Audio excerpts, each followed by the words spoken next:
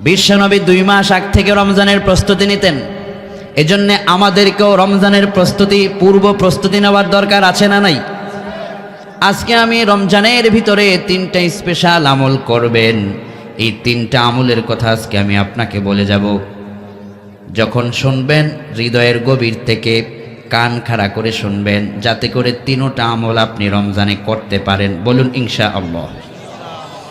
কেননা আপনার নেক আমলই আপনার কবরের সাথী হবে। আপনার ভাইয়ের আমলটা আপনার ভাইয়ের কবরের সাথে যাবে, আপনার ভালোটা আপনার কবরের সাথে যাবে। মূলত এই দুনিয়াটাকেই আল্লাহ পাক আপনাকে নেক আমলে প্রতিযোগী হওয়ার জন্য আপনাকে বানিয়েছেন, কে কার থেকে অতি উত্তম নেকের কাজে।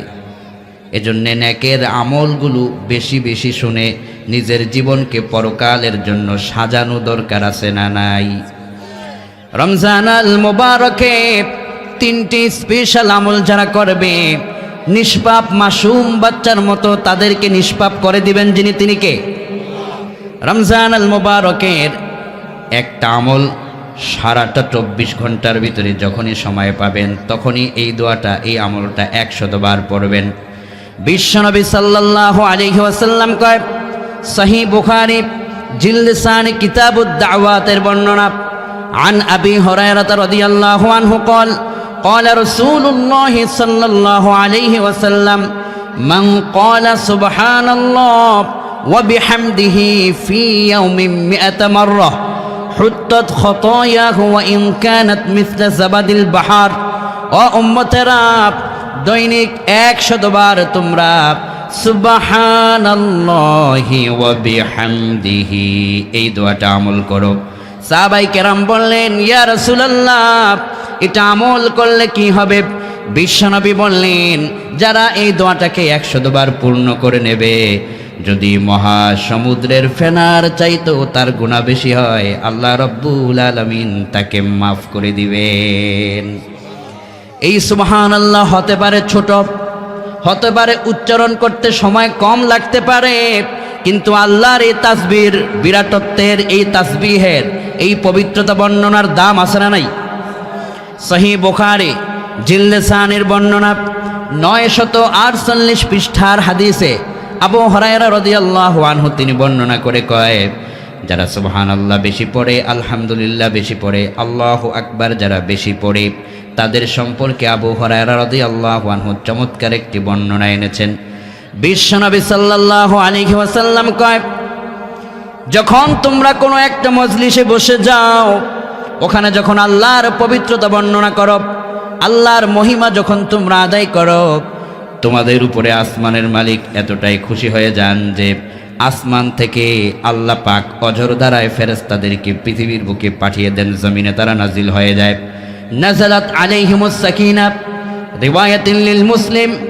আল্লাহর হাবিব মুসলিমের ভিতরে বলেছেন, লা ইয়াকউদু কওমুন ইয়াযকুরুনাল্লাহ ইল্লা হাফাতহুমুল মালাইকা ওয়া গাশিয়াতহুমুর রাহমা ওয়া নাযালাত আলাইহিমুস সাকিনাহ ওয়া যাকারাহুমুল্লাহু ফীমান ইনদাহু। যখন তুমি আল্লাহর তাসবিহের জন্য, আল্লাহর জিকিরের জন্য, দ্বীনের জন্য, কোরআনের জন্য একটা সময় বেছে নিয়ে যখন তুমি এটাকে আল্লাহর জন্য বরাদ্দ দিয়ে দাও, তো তোমার উপরে আসমানের ফেরেশতারা নাজিল হয়ে যায়, রহমত অঝর দ্বারায় নাজিল হতে থাকে, ফেরেশতারা তোমাকে চারিদিক থেকে বেষ্টনী দিয়ে দেয়।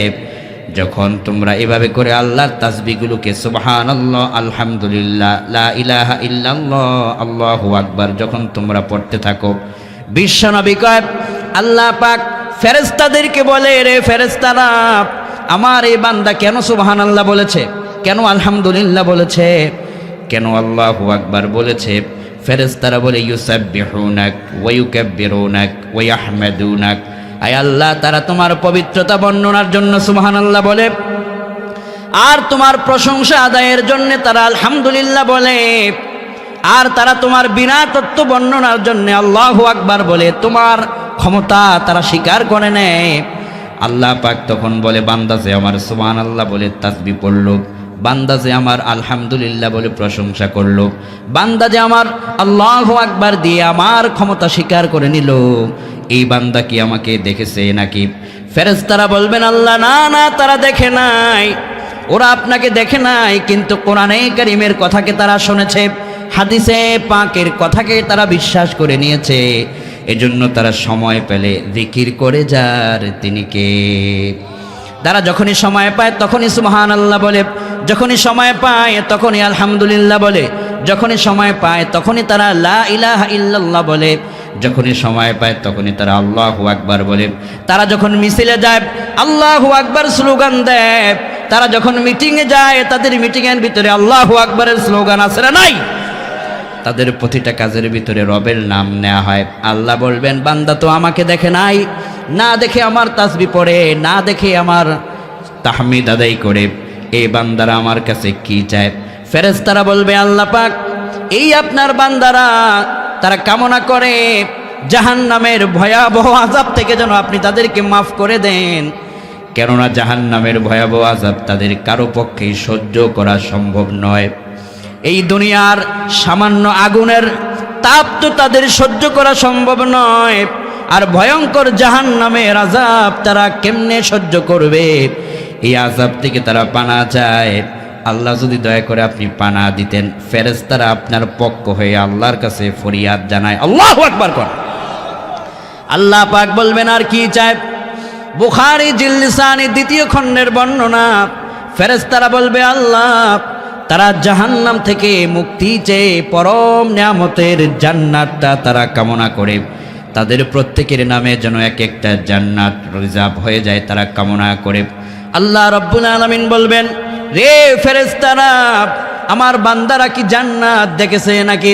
আল্লাহ পাকের সামনে ফেরেশতারা বলবেন না না, তারা তো জান্নাত দেখে নাই, কিন্তু তোমার রাসূলের জবানের জান্নাতের বর্ণনা শুনে জান্নাত দেখার জন্য তারা পাগল হয়ে গেছে। সুবহানাল্লাহ বলে, জান্নাত পাওয়ার জন্য তারা পাগল হয়ে গেছে, আর জাহান্নাম থেকে তারা বাঁচতে চায়। আল্লাহ পাক বলবেন তারা আর কি চায়? ফেরেশতারা বলবে তারা জীবনে অনেক গুনাহ করে ফেলেছে, শয়তানের ধোঁকায় পড়ে গুনাহ করেছে, যৌবনের ধোঁকায় পড়ে গুনাহ করেছে, তাসের আড্ডায় গিয়া গুনাহ করেছে, মদের আড্ডায় গিয়া গুনাহ করেছে, সুদী কারবারির লেনদেন করতে গিয়া তারা গুনাহ করে ফেলেছে, নিজের নফসের উপর জুলুম করেছে, রাতের গভীরে কেউ দেখে নাই কিন্তু তারা দরওয়াজা বন্ধ করে গুনাহ করেছে। ও আল্লাহ তারা তো এই গুনাহগুলো নিয়ে কবরে যেতে চায় না, তারা ক্ষমা চায়। এই জন্য তারা আপনার তাসবিহ পাঠ করে সুবহানাল্লাহ বলে, আলহামদুলিল্লাহ বলে, আল্লাহু আকবার বলে বলে আপনার তারা বিরাটত্ব স্বীকার করে নেয়, তাসবিহ স্বীকার করে নেয়। আল্লাহ রাব্বুল আলামিন বলবেন ও আমার কসবার তাওহীদ জনতা, আল্লাহর তাসবিহ পাঠ করা, সুবহানাল্লাহ পড়াটা যে কত বড় নিয়ামতের আমল। হয়তো আপনি এটাকে ছোট মনে করতে পারেন, উচ্চারণ করতে হয়তো আপনার কাছে সহজ হতে পারে, কিন্তু মর্তবা মর্যাদা কত বেশি। আল্লাহ রাব্বুল আলামিন তখন ফেরেশতাদেরকে সাক্ষী রেখে বলবেন ও আমার ফেরেশতারা ফাউশহিদুকুম আন্নী ক্বাদ গফারতু লাহুম, ও আমার ফেরেশতারা তোমরা সবাই সাক্ষী থাকো, যারা আমি আল্লাহর খুশির জন্য সময় পেলেই সুবহানাল্লাহ বলে, আলহামদুলিল্লাহ বলে, আল্লাহু আকবার বলে সাক্ষী থাকো, আমি আল্লাহ পাক তাদেরকে মরার আগেই তাদের গুনাহগুলোকে মাফ করে দিলাম। ফাউশহিদুকুম, ও ফেরেশতারা সাক্ষী থাকো তোমরা, তোমাদেরকে সাক্ষী রেখে বলছি, যারা তাসবিহের আমল করে, তাহমিদের আমল করে, আমার ক্ষমতার স্বীকার করে নেয়, আমার কাছে তাদের মস্তককে সর্বত্র নত রাখে, আমি আল্লাহ পাক তোমাদেরকে সাক্ষী রেখে বলছি আমার বান্দাদেরকে আমি ক্ষমা করে দিলাম। কোন আল্লাহু আকবার। এজন্য রমজান আল মুবারকের ভিতরে শুধু ঘুমায় ঘুমায় সময় নষ্ট করে দিবেন না। সাহারি খেয়ে একটা ঘুম দেয়, 12টা বাজে ঘুম থেকে জাগে, মাঝখানে ফজর খেলাম, এরকম আছে না নাই? যখন সাহারি আদায় করবেন ফজরের সালাতের আগে তাহাজ্জুদের সময় 2 রাকাত তাহাজ্জুদ সালাত আদায় করে নেবেন, এরপরে ফজরের আজান হলে মসজিদে গিয়ে বা জামাত ফজরের সালাতটা আদায় করবেন, এরপরে হালকা একটু কোরআন তেলাওয়াত করে রেস্টে গেলে পরে সকাল 8টা-9টা যখন উঠবেন আপনার তাহাজ্জুদও হলো, সাহারিও হলো, ফজরের জামাতও ঠিক থাকলো, আর মাঝখানে যেই সময়টা পাবেন ওই সময়ের ভিতরে আল্লাহর তাসবিহ আদায় করার দরকার আছে না নাই? যখনই সময় পাবেন দৈনিক নিম্নে যেন 100 বার এটা পূর্ণ হয়, সুবহানাল্লাহি ওয়া বিহামদিহি। বলেন সবাই সুবহানাল্লাহি ওয়া বিহামদিহি। আমলটা আমরা পারি তো সবাই? দোয়াটা সবাইকে আমরা পারি? বলেন আমার সাথে সুবহানাল্লাহি ওয়া বিহামদিহি। রমজান আল মুবারকে যখন এটা আপনি আমল করে আল্লাহর তাসবিহ পড়বেন, আল্লাহ আপনার উপরে এতটাই খুশি হবেন, খুশি হবার পরে ফেরেশতাদেরকে সাক্ষী রেখে যে পাহাড় পরিমাণ গুনাহ করেছেন, গুনার বোঝা আল্লাহ মাফ করে দিবে। এজন্য আমার ভাইয়ারা, হযরতে বাদশাহ সুলাইমান আলাইহিস সালামের একবার সুবহানাল্লাহর একটি বর্ণনা তামাম পৃথিবীকে কাঁপায় তুলেছে। কৃষক সুলাইমান আলাইহিস সালাতু ওয়াস সালামের তক্তা আসমানে উড়াটা দেখেছেন। আপনারা জানেন সুলাইমান পয়গম্বর শুধু তিনি নবী ছিলেন না, আল্লাহ তাকে দুনিয়ার রাজত্ব দিয়েছিলেন, বাদশাহী দিয়েছিলেন, এবং তাকে এমন ক্ষমতা দিয়েছিলেন একটা কাঠের চেয়ারের ভিতরে তিনি বসবেন, কাঠের কুরসির ভিতরে তিনি বসবেন। এই চেয়ারটা আসমানের ভিতরে প্লেনের মতো উড়ে তামাম দুনিয়া ভ্রমণ করত, কোনো ইঞ্জিনের প্রয়োজন হতো না, প্লেন আসমানের উপরে প্লেনের মতো উড়ে বেড়াতো। কোন আল্লাহু আকবার। কেবিন ক্রু নাই, এয়ার ক্রু নাই, ইঞ্জিন নাই, পাইলট নাই। সুলাইমান পয়গম্বরের তক্তাকে আসমানে প্লেনের মতো টেক আপ করিয়ে দিয়েছেন যিনি, তিনি কে? সে আল্লাহ আজও আছে না নাই? সুলাইমান পয়গম্বর একবার তিনি তার তক্তার উপরে বসলেন, এই তক্তা আসমানের মধ্যে উঠতে লাগলো। জমিন থেকে একজন কৃষক সুলাইমান পয়গম্বরের এই তক্তা আসমানে উঠতে দেখে মনের অজান্তে একবার বলে ফেললেন সুবহানাল্লাহ। কি বললেন? সুবহানাল্লাহ। সুলাইমান পয়গম্বরের কাছে আল্লাহ ওহী নাজিল করলেন, রে সুলাইমান, তুমি এখন দুনিয়া ভ্রমণ করার সময় নাই, তুমি জমিনের ভিতরে ল্যান্ড করো। এই কৃষক যে একবার সুবহানাল্লাহ বলল, তার পুরস্কারটা জানায় দাও। আল্লাহু আকবার। সুবহানাল্লাহ বললে যে আপনার মর্যাদা কত বেড়ে যায়, আপনার ইজ্জত যে কত বেড়ে যায়। সুলাইমান আলাইহিস সালাম সেদিন অবাক হয়েছিলেন। জমিন থেকে তার কুরসিকে, তার চেয়ারকে ল্যান্ড করার জন্য আদেশ করলেন। তার চেয়ার জমিনে অবতরণ করতে শুরু করলো। জমিনের কাছাকাছি গিয়া বাদশাহ সুলাইমান আলাইহিস সালাম ওই কৃষককে সালাম দিলেন, ও কৃষক, তুমি আমার চেয়ারের দিকে তাকিয়ে একটু আগে সুবহানাল্লাহ বললা, কারণটা কি আমাকে জানাও। কৃষক সরল মানুষ কয়, ও সুলাইমান পয়গম্বর, শুনেছি আপনি আল্লাহর পয়গম্বর, আর এই বাদশাহের ক্ষমতা আল্লাহ আপনাকে দিয়েছেন, কিন্তু আমার হৃদয়ের সবচাইতে বড় বিশ্বাস হলো এটা, এই চেয়ার, এই কুরসিতে আসমানে প্লেনের মতো উড়ে, এটা আপনার কোনো নিজস্ব ক্ষমতায় উড়ে না, বরং আমার মহান আল্লাহ রব্বুল আলামিনের ক্ষমতায় উড়ে।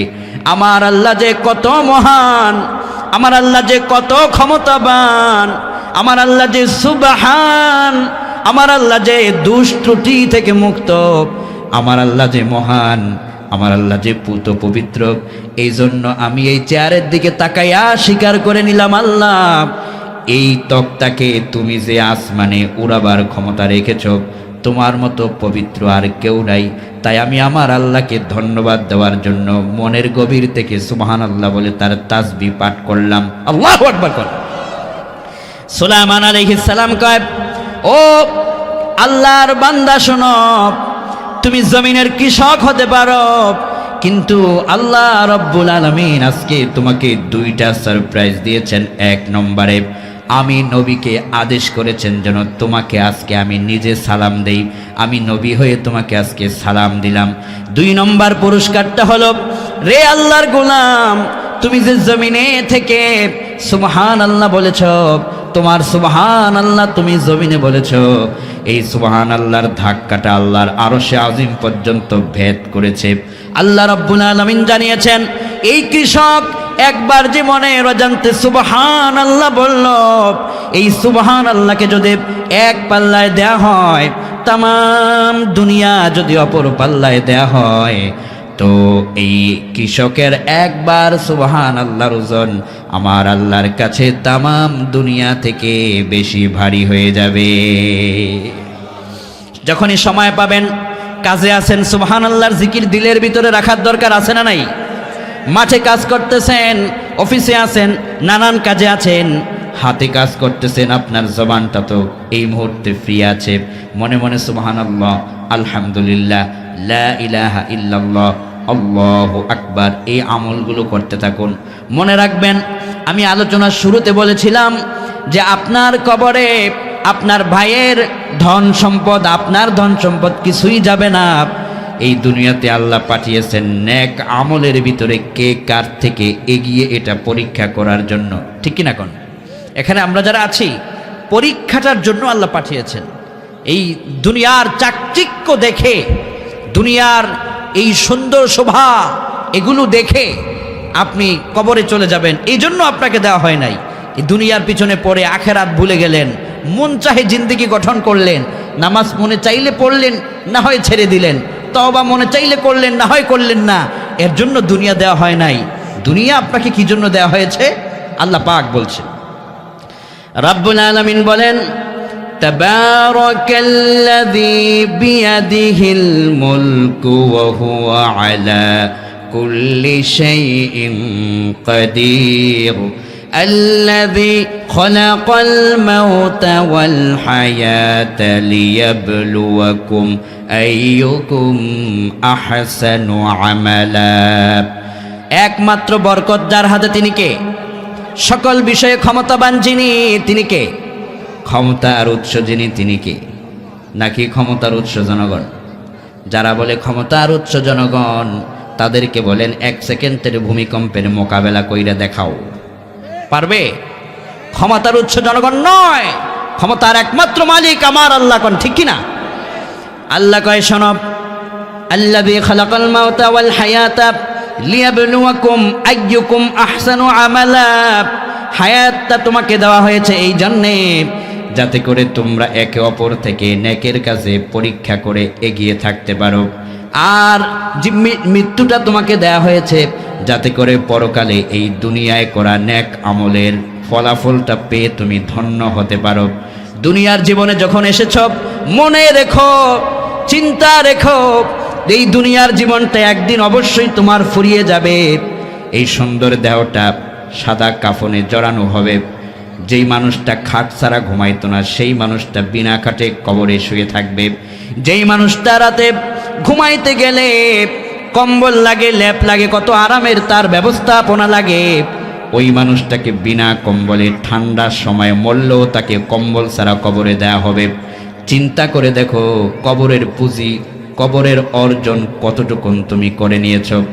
বিশ্বনবীর দরবারে একজন সাহাবী এসে বললেন, মাতাস-সাআ। বুখারী জিলদে সানির বর্ণনা, হুজুর কিয়ামত কবে হবে একটু আমাকে বলুন। আল্লাহর হাবিব বললেন, রে সাহাবী, তুমি যে বলছো কিয়ামত কবে হবে, তো তুমি যে কিয়ামতে আল্লাহর সামনে দাঁড়াবে ওইটার প্রিপারেশন তুমি কতটুকু নিয়েছ? ওয়া মাযা আ'দাত্তা লাহা। বুখারী কয়, নবীজি তাকে বললেন, কিয়ামতের কথাটা পরে, তুমি আল্লাহর সামনে দাঁড়ালে জবাব কি দিবে, তার প্রস্তুতি কি নিয়েছো সেটা আমাকে বলো। সাহাবী বললেন, ইয়া রাসূলুল্লাহ, আপনি আমাকে মাফ করে দিন, আমি এর জন্য বলি নাই, তবে আমার হৃদয়ের মধ্যে একটা বড় সাক্ষী, তা হলো আমার আখেরাতের একটা প্রস্তুতি আছে, তা হলো উহিব্বুল্লাহা ওয়া রাসূলাহু। আমি আমার কলিজা দিয়া আল্লাহ রাব্বুল আলামিনকে ভালোবাসি, তার রসুলকে ভালোবেসে তার আদর্শ অনুযায়ী জীবন গঠনের জন্য প্রস্তুতি নিয়েছি।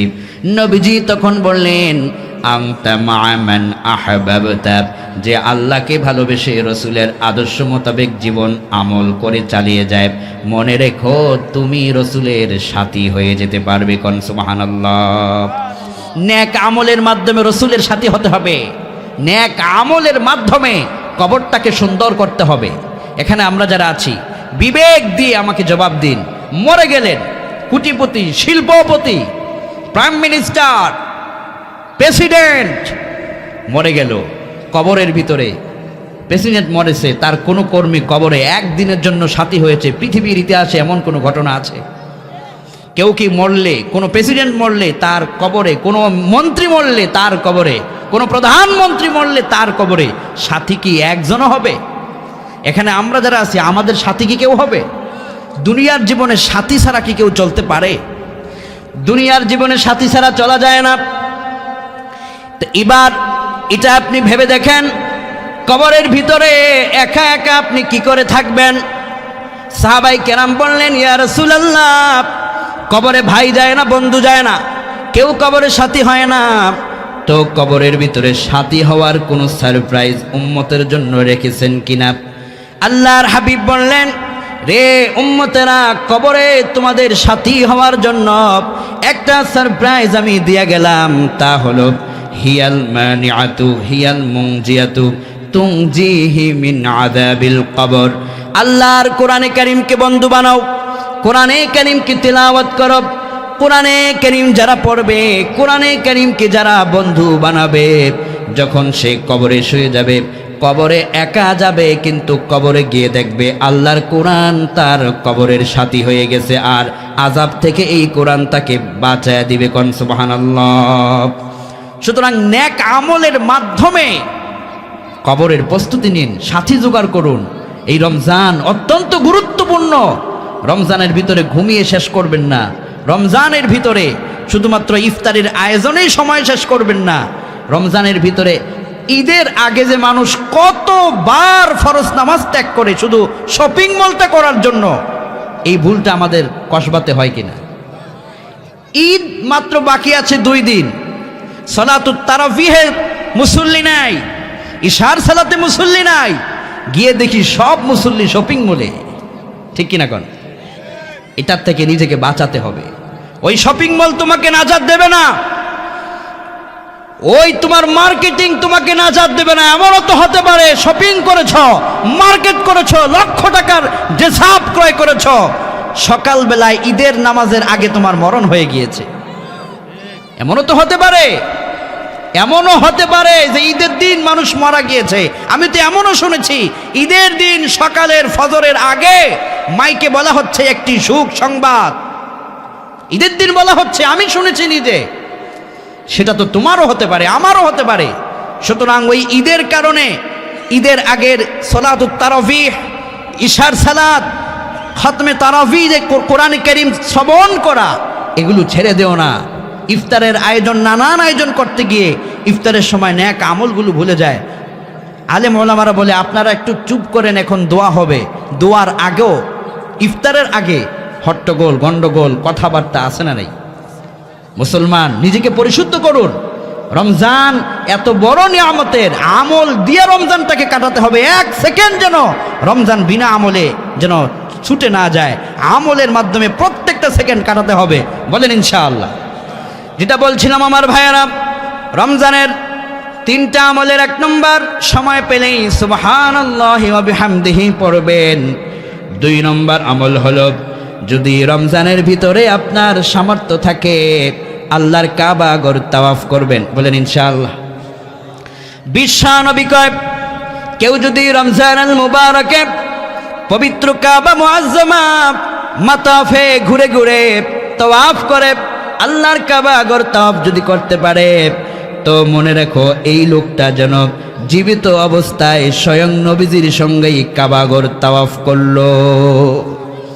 বিশ্বনবী কয়, ও উম্মতেরা, মান হাজ্জা লিল্লাহি ফালাম ইয়ারফাস ওয়ালাম ইয়াফসুক রাজআ কায়াউমি ওয়ালাদাতহু উম্মুহু। রে উম্মত, যদি তুমি আল্লাহর কাবা ঘর তাওয়াফ করতে পারো, সাফা মারওয়া সাই করতে পারো, আল্লাহর এই কাবা ঘর তাওয়াফ করে তুমি যখন হজ আদায় করেছো, উমরা আদায় করে নিয়েছো, এই কাবা ঘর, কাবার প্রান্ত থেকে যখন তুমি বেরিয়ে আসবে, নবীজি কয়, মায়ের পেট থেকে একটা ছোট্ট বাচ্চা যেভাবে পৃথিবীতে নিষ্পাপ হয়ে ফিরে আসে, আল্লাহর কাবা ঘর তাওয়াফ করে লোকটা ঠিক এমনই ভাবে নিষ্পাপ হয়ে তার বাড়িতে ফিরে আসে। কোন সুবহানাল্লাহ। এই কাবা মুআজ্জামায় হাজরে আসওয়াদ আছে না নাই? আমি যখন জীবনের প্রথম হাজরে আসওয়াদ চুমু খেয়েছি, আলেম ওলামারা আপনারা জানেন, হযরতে ওমর বিন খাত্তাব রাদিয়াল্লাহু আনহু হাজরে আসওয়াদকে চুমু খেতে গিয়ে বলেছিলেন যে, হযরে আসওয়াদ, তোমাকে আমি চুমু খেতাম না, তোমাকে আমি চুমু খেচ্ছি কারণ তোমাকে নবীজি চুমু দিয়েছেন, আর তোমার এখানে চুমু খেলে পরে তুমি গুনাহগুলোকে টেনে নেওয়ার ক্ষমতা রাখো। হযরত ওমর তিনি বললেন, এই হাজরে আসওয়াদকে চুমু খেলেন। আমি আমার জীবনে যখন সর্বপ্রথম হাজরে আসওয়াদ চুমু খাই, সেদিন আমি বুঝতে পেরেছি সত্যি এই পাথরে আল্লাহ পাক অলৌকিক একটা ক্ষমতা দিয়ে রেখেছেন। মনে হচ্ছে যেন দুই ঠোঁট থেকে টেনে টেনে গুনাহ নিয়ে যাচ্ছে, নিজে টের পেয়েছি। আল্লাহু আকবার। হাজরে আসওয়াদের পরে মাকাম ইব্রাহিমে 2 রাকাত সালাত আদায় করবেন। এরপরে যখন কাবা মুআজ্জামা থেকে বেরিয়ে যাবেন, জমজমের পবিত্র পানি আপনার জন্য নির্ধারণ করা হয়েছে।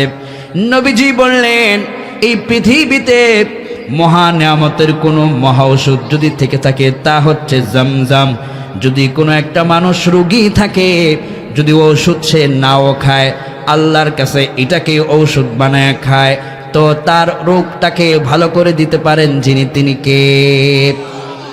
আমার একজন হাজী সাহেব এই পায়ের সামনে হঠাৎ করে ধাক্কা লেগে কেটে গিয়ে ব্লাড ঝরেছে। তো এই সময় এই মক্কা শরীফে লক্ষ লক্ষ মানুষ, ডক্টর পাবে কোথায়? তো আমার দেশের একজন মুফাসসির আছেন শেখ নাসিরউদ্দিন হেলালি হাফিজাহুল্লাহ, তিনি আমরা একই সফরে ছিলাম।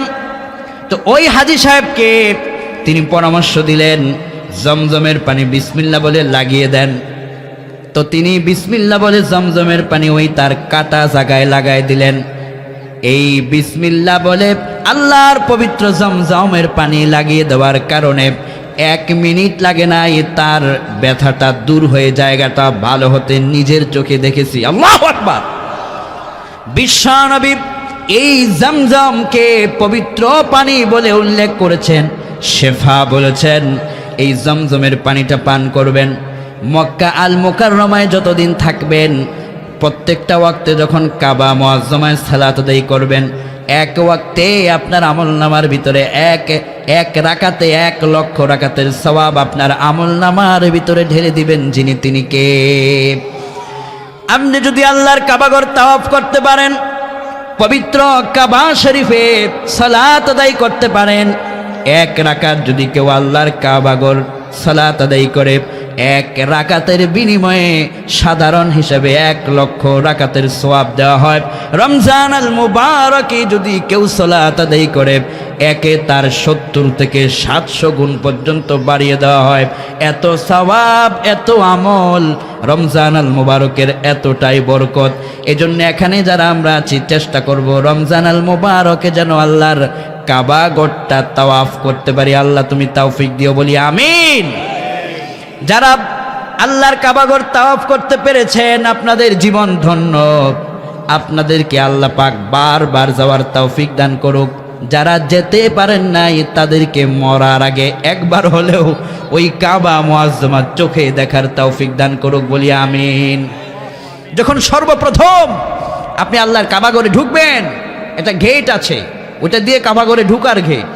ঢুকার পরে ওই যে কালো গিলাপ টেলিভিশনে দেখেন না, ভিডিওতে দেখেন না, তো এই কালো গিলাপটা জীবনের আল্লাহর কাবাঘরটা যখন জীবনের সর্বপ্রথম এই 2 চোখ দিয়ে সরাসরি দেখবে, ওখানে আপনি যে দোয়াটাই করবেন ওই দোয়াটা আর সাজিমে কবুল হয়ে যাবে। আপনার তৌফিক যদি হয়, বাবা সারা দুনিয়া ঘুরে লক্ষ লক্ষ টাকা খরচ করে হানিমুনে যায়, কক্সবাজার, পৃথিবীর বিভিন্ন দেশ ঘুরে কত টাকা খরচ হয়, ওখানে না গিয়া ওই পর্দা লঙ্ঘন না করে নতুন বিয়ে করেছ স্ত্রীকে নিয়ে আল্লাহর কাবা ঘরে তাওয়াফে চলে যাও। তোমার উমরাও হলো, তোমার পবিত্র জীবনটাও তোমরা দুজনে পেলে। যুবকদেরকে বলি, বিয়ের আগে একবার হলো আল্লাহর কাবা ঘর সফর করো, বিয়ের আগে তাওয়াফ করো, মক্কা মুকাররমা যাও, মদিনাতুত তৈয়্যিবায় যাও, গিয়ে দেখো কি পবিত্র জায়গায় পবিত্র নিয়ামত আল্লাহ রেখে দিয়েছেন। আমরা এখানে যারা আছি, আল্লাহ আমাদের প্রতিটি যুবকের প্রতিটি হৃদয়ের প্রতিটি স্বপ্ন আর দোয়া তুমি তোমার দরবারে মঞ্জুর করে নাও, বলি আমিন। রমজান আল মুবারকে আল্লাহ পাকের পবিত্র কাবা ঘর যেন আমরা তাওয়াফ করতে পারি, আল্লাহ তুমি তৌফিক দিও, বলি আমিন। রমজান আল মুবারকের যখন আল্লাহর পবিত্র কাবা ঘর তাওয়াফ শেষে মদিনা মুনাওয়ারার দিকে আপনি রওনা হয়ে যাবেন, বিশ্বনবী সাল্লাল্লাহু আলাইহি ওয়াসাল্লামের রওজা মুবারক যেখানে রাখা আছে, হুজুরের যেই জায়গাটা পবিত্র ঘর ছিল হযরতে আয়েশা সিদ্দিকা রাদিয়াল্লাহু আনহার, এই ঘর থেকে নবীজির পবিত্র মিম্বার শরীফ মাঝখানের জায়গাটাকে জান্নাতের টুকরা বানায় দিয়েছেন যিনি, তিনি কে? এটাকে বলা হয় রিয়াজুল জান্নাহ। রিয়াজুল জান্নাতে যারা গিয়েছেন আপনারা দেখেছেন একটা আলাদা জান্নাতি সুগ্রাণ অল টাইম সেখানে থাকে। আমি পুলিশকে জিজ্ঞেস করেছি, তোমরা কি সেখানে কোনো প্রকারের আতর ইউজ করেছ? পুলিশ বলেছে লা লা, কোনো আতর দেওয়া হয় নাই। অটোমেটিক আতর না দিলেও এই বাগান থেকে একটা জান্নাতি সুগ্রাণ ছড়িয়ে যায়। আল্লাহু আকবার। যারা গিয়েছেন আপনারা দেখেছেন রিয়াজুল জান্নাতে যারাই যায় একটা আলাদা সুগ্রাণ, আলাদা একটা প্রশান্তি পায়। সুবহানাল্লাহ বলেন। মুসলিমের বর্ণনায় বিশ্বনবী কয়, মা বাইনা বাইতি ওয়া মিম্বার রাউদাতুম মিন রিয়াদিল জান্নাহ ওয়া উম্মতানা, আমার যেই ঘর, এই ঘর থেকে মিম্বরের মাঝখানের জায়গাটা দুনিয়ার কোনো জায়গা নয়, এটা হচ্ছে জান্নাতের টুকরা। এই রিয়াজুল জান্নাতের ভিতরে সালাত যারা আদায় করতে পেরেছে কপালওয়ালা, সৌভাগ্যবান। রিয়াজুল জান্নাতের ভিতরে যেন আল্লাহ আমাদের সবাইকে নামাজ আদায় করার তৌফিক দান করে, আমরা বলি আমিন। বিশ্বনবীর রওজা মুবারকের সামনে দাঁড়ায় যখন আপনি সালাম দিবেন, আপনি যেখানে দাঁড়িয়ে সালাম দেন তার পাশেই নবীজি শুয়ে আছেন। এর চাইতে সৌভাগ্য আর কি হতে পারে? আল্লাহর কাছে দোয়া করে, আল্লাহ আমরা এখানে যারা আছি মরার আগে যেন একবার হলো নিজের পায়ে হেঁটে হেঁটে, অন্যের সাহায্য ছাড়া নিজের শক্তি নিজের পায়ে হেঁটে হেঁটে সুস্থ অবস্থায় পবিত্র মদিনাতুত তয়্যিবা নবীজির রওজা মুবারকে গিয়ে যেন সালাম সরাসরি দিতে পারি, তৌফিক দান করে দিও কোন আমিন। মসজিদে নববীতে এক রাকাত সালাত পড়লে 50,000 রাকাত সালাতের 50,000 রাকাতের সমান সওয়াব আপনার আমলনামায় এক রাকাতে দিয়ে দিতে পারেন যিনি, তিনি কে? মসজিদে কুবা আছে সেখানে মদিনা মুনাওয়ারায়, বিশ্বনবী নিজে সেই মসজিদকে নির্মাণ করেছেন। মসজিদে কুবা যদি আপনি এক রাকাত সেখানে সালাত পড়েন, 2 রাকাত সালাত পড়েন, বিশ্বনবী কয় তার আমলনামায় একটা পূর্ণ কবুল উমরার সওয়াব আল্লাহ পাক আমলনামা দান করে দেয়। মসজিদে কুবা আছে, এই কুবার ভিতরে গিয়ে হাজী সাহেবেরা সালাত পড়ে। ওখানে যখন আপনি যাবেন এই পরিবেশগুলো দেখার পরে দেখবেন মনে হবে পৃথিবীতে আসলাম কেন? যদি সারাটা জীবন আল্লাহর কাবাগরের খেদমতে থেকে যেতে পারতাম কতই না ভালো লাগতো। এই হাজী সাহেবরা যখন কাবাঘর দেখে, যখন মক্কা শরীফ থেকে তারা ফিরে মদিনার দিকে যায়, আল্লাহর কাবাঘর দেখে দেখে চোখের পানি ফেলে তারা কান্দে। আবার যখন মদিনা মুনাওয়ারা ছেড়ে যখন তারা তাদের ফ্লাইট করার জন্যে মদিনা এয়ারপোর্টের দিকে চলে যায়, মদিনাকে যখন বিদায় জানায়, মদিনার সেই গম্বুজ, সবুজ গম্বুজ যখন তারা দেখে, তারা তাকায়া তাকায়া চোখের পানি ফেলে ফেলে কান্দে। হাহারে, এই মদিনায় যদি সারাটা জীবন কাটিয়ে দিতে পারতাম। এই যে একটা ভালোবাসা, এই যে একটা আকর্ষণ প্রিয় রসুলের প্রতি, এটা হচ্ছে রসুলের আদর্শকে বাস্তবায়ন করার পূর্ব লক্ষণ। যারা নবীজিকে ভালোবাসে, নবীজির আদর্শ দিয়েই তারা তাদের জীবনকে বাস্তবায়ন করে, ঠিক কিনা কোন? আল্লাহ রমজানের দ্বিতীয় আমলে আমরা যেন প্রত্যেকে কোনো একটা রমজানে কাবাঘর তাওয়াফ, মদিনাতুত তয়্যিবা জিয়ারতের যেন সুযোগ পাই। আয় আল্লাহ আমাদের প্রত্যেককে তুমি দান করে দিও, সকলে বলি আমিন। রমজান আল মুবারকের 3 নম্বর স্পেশাল আমল হলো, যখন আপনি প্রতিদিন সাহারি আদায় করবেন, সাহারি তো খাবেনই, ওই সময়ে 2 রাকাত তাহাজ্জুদ ছাড়বেন না, ইনশাআল্লাহ কোন? সবাই বলেন ইনশাআল্লাহ। প্রতিদিন তো সাহারি খাওয়ার জন্য ওঠা লাগবে, ওঠা তো লাগবে। তো যেহেতু সাহারির জন্য উঠছেন, আপনি 2 রাকাত তাহাজ্জুদ, নিম্নে 2 রাকাত তাহাজ্জুদ পড়লে আপনার কি কোনো সমস্যা হবে? যদি প্রতিদিন আপনার 2 রাকাত করে তাহাজ্জুদ হয়ে যায়, 1 মাসে তো আল্লাহু আকবার কাবীর, 1 মাসে আপনি প্রতিদিন 2 রাকাত করে তাহাজ্জুদ করলে পূর্ণ একটা মাস আপনি তাহাজ্জুদ গুজারে রূপান্তরিত হয়ে গেলেন। এর বিনিময়ে তো বাকি 11টি মাস আপনার তাহাজ্জুদ পড়ার শক্তি, সাহস, ক্ষমতা সব আল্লাহ আপনাকে দিয়ে দিতে পারেন। তাহাজ্জুদের অভ্যাস করতে হবে। তাহাজ্জুদের অভ্যাস যারা করে, গাছ থেকে যেভাবে গাছের পাতা ঝরে, তাহাজ্জুদের সেজদায় বান্দার আমলনামা থেকে গুনাহগুলো সেই রকম ঝরে ঝরে পড়ে যায়। কোন আল্লাহু আকবার। عن عبد الله بن سلام رضي الله عنه قال قال رسول الله صلى الله عليه وسلم أفشوا السلام بينكم وأطعموا الطعام وصلوا بالليل والناس نيام تدخلوا الجنة بسلام। আবু দাউদের বর্ণনায় নবী আমার কয়, ও উম্মতেরা, একে অপরকে সালাম দাও, মনে অহংকার না রেখে আগে সালামটা দিয়ে দাও। এরপরে তুমি তোমার সাধ্যমতো তোমার ভাই বোন আত্মীয় স্বজন মানুষকে তুমি খাদ্য খাওয়াও, ক্ষুধার্তর মুখে চাওয়ার আগেই খাবারটা পৌঁছে দাও। 3 নম্বর হলো, রাতে যখন তোমার আশেপাশের মানুষগুলো ঘুমিয়ে যায়, ঘুম থেকে জেগে তাহাজ্জুদের সেজদায় একটু আল্লাহর চোখের পানি দাও, সেজদা করো। যদি তোমার আমলনামার ভিতরে তাহাজ্জুদের এই অভ্যাস পাওয়া যায়, তাদখুলুল জান্নাতা বিসালাম। যেদিন তুমি মরে যাবে, যেদিন তুমি লাশ হয়ে যাবে, তোমার লাশ যখন মাটির কবরে রেখে দেওয়া হবে, লোকেরা দূর থেকে দেখবে তুমি একটা মাটির কবরে পড়ে আছো, কিন্তু তাহাজ্জুদের আমল নিয়ে কবরে যাওয়ার কারণে তুমি মাটির কবরে শুয়ে দেখবে মাটির কবর মাটি নাই, জান্নাতের বাগান হয়ে গেছে। তাদখুলুল জান্নাতা বিসালাম। নিরাপদে তোমাকে জান্নাতে যাওয়ার ব্যবস্থা করে দিতে পারেন যিনি, তিনি কে? এজন্য রমজান আল মুবারকে তাহাজ্জুদের আমলটা আমরা ছাড়বো না, বলেন ইনশাআল্লাহ। 1 নম্বরে বেশি বেশি সুবহানাল্লাহি ওয়া বিহামদিহি পড়ব। 2 নম্বরে সময় পেলে আল্লাহর কাবাঘর জিয়ারতে তাওয়াফের ব্যবস্থা করব। 3 নম্বরে বেশি বেশি করে দৈনিক তাহাজ্জুদের আমল করব। এই 3টা আমল রমজানের ভিতরে কেউ ছাড়বেন না। রমজানের ভিতরে একে তো বরকতের মাস, আরেক হচ্ছে একটা নফল করলে 70টা, একটা নফল করলে একটা নফল যদি আপনি করেন একটা ফরজের সমান পাবেন, একটা ফরজ যদি করেন 70টা ফরজের সমান পাবেন। আবার নবীজি বলেছেন 700 গুণ পর্যন্ত বাড়িয়ে দেওয়া হয়। সাহাবাই কেরাম ওমর বিন খাত্তাব রাদিয়াল্লাহু আন, আবু বকর সিদ্দিক রাদিয়াল্লাহু আনহুমা, ওনারা রমজানের ভিতরে যেই প্রতিযোগিতাটা করতেন তা হচ্ছে ওনারা প্রত্যেক শ্বাসে চিন্তা করতেন কয়টা নেক আমল বেশি করতে পারলাম। এই রকমের প্রতিযোগিতা আমাদের সবাইকেই করা দরকার, ঠিক কিনা কোন? আমাদের রমজান যেন প্রত্যেকটা শ্বাসে আমার শ্বাস যাবে, কিন্তু রমজানের কোনো একটা সময় যেন আমল ছাড়া ছুটে না যায়, এটাই হচ্ছে আমাদের প্রতিজ্ঞা। আয় আল্লাহ, তুমি আমাদের প্রত্যেককে নেক আমল করে জান্নাতি হয়ে নিষ্পাপ হওয়ার তৌফিক দাও। সবাই বলি আমিন।